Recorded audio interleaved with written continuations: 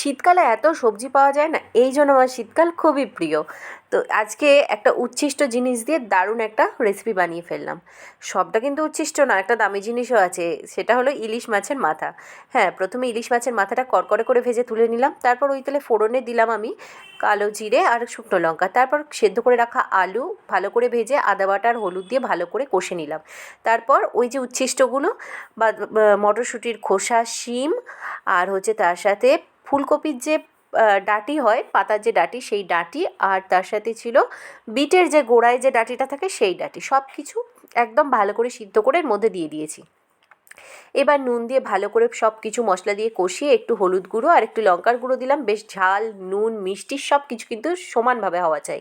হালকা মিষ্টিও দিলাম। এবার একটু জল দিচ্ছি আর দেবো হচ্ছে সর্ষে বাটা।